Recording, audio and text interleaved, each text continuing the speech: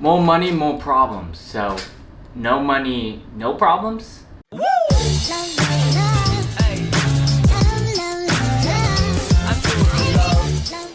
Minimalism is a movement where people declutter their physical possessions, digital space, and other aspects of their life. This allows them to remove distractions and bring in more of what they value.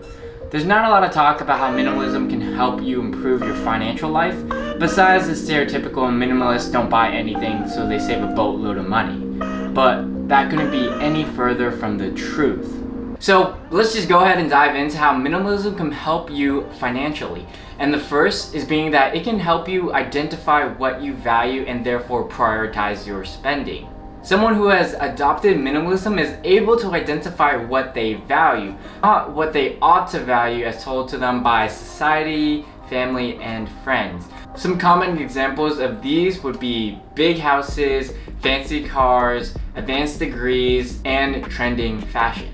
With minimalism, you know what things and experiences bring you joy and make you a better person. You can then prioritize your spending towards these things and not waste money on things you don't necessarily care for. You are less likely to be swept away by the influences of others. Because you prioritize your spending, you are less susceptible to impulse buying. There are many different ways to prevent impulse buying. One of my favorites is to just wait a couple days before making a purchase. Now, this doesn't necessarily mean that you spend less money and therefore save more. It really just focuses your spending towards the things you actually care about while reducing the spending on things you don't. So you can take things you don't care for, like a car. Instead of buying a fancy car, you just buy whatever gets you from point A to point B, and then move that money towards other areas you care for, such as travel, food, health, etc.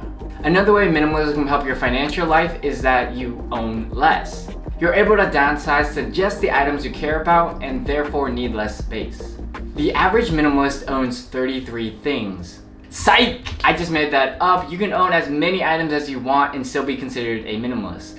Say you get a ton of value and love owning plants, you can own 34 plants or however many you want and still be a minimalist.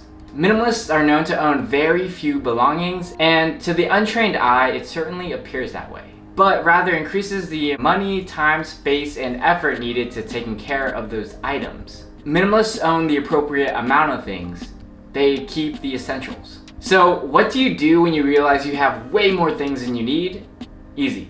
You declutter. As a result, you own less things and therefore need less space for all of it, allowing you to downsize if you want, saving you money. One of the most conflicting perspectives between boomers and millennials is the evaluation of big houses. Boomers love their McMansions. Millennials love being near the city and naturally go for more smaller and more affordable living spaces. Also realize that the larger the home, the more upkeep and utilities you have to pay. But of course, this is me generalizing generations. The third way that minimalism can help your financial life is that it helps create a lifestyle that's you.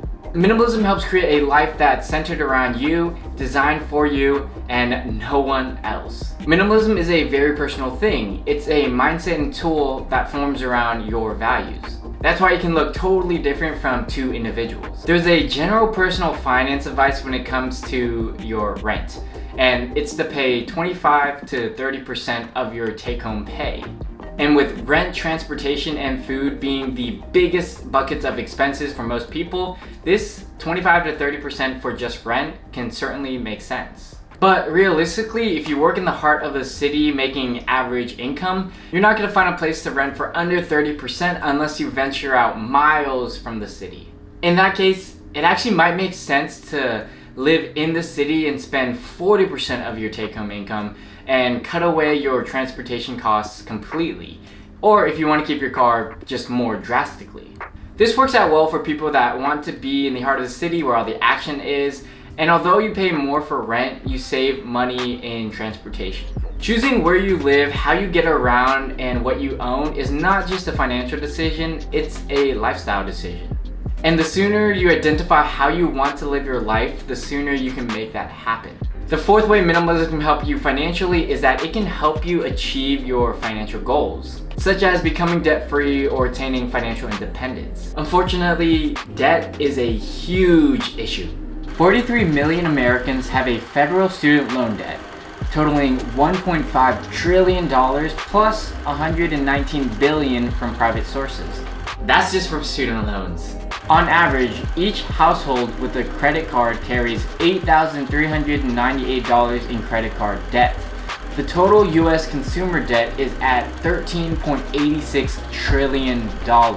Having looming debt can feel like it's dragging you down, and you might feel like there's no way to escape it. For those of you with debt, let me ask you this. When is your debt payoff date? Now, if you're like most people, I'd say you don't actually know.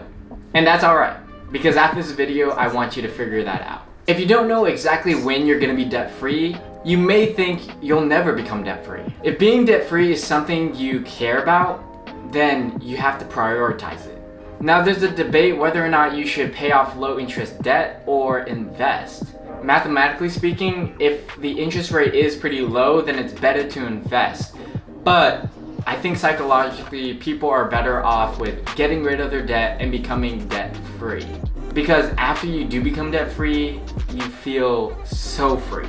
You owe less to others and you have a clear conscience. Identify what is bogging you down, create a plan to tackle it, and then prioritize it to make sure it gets accomplished. Minimalism can help your financial life by simplifying it. If you made it to this part of the video, you know personal finance is important, but do you necessarily want to spend every waking moment thinking about it? Probably not. More money can always be earned, but time is forever lost. There are many ways to simplify your finances so that you don't waste so much time. Automate all of your monthly bills, rent, credit cards, student loans, etc. Automate putting money from your direct deposit into your checking to your savings and investments. And if you want to go even further, use a money managing website such as Mint to see your financial history, what you spend on, and to generally just go more in depth on how you are living your life. These are just several different ways to help you get on top of your finances while spending very little time managing your money. When you know what your priorities are and you're on top of your finances, it gives you the ability to give more.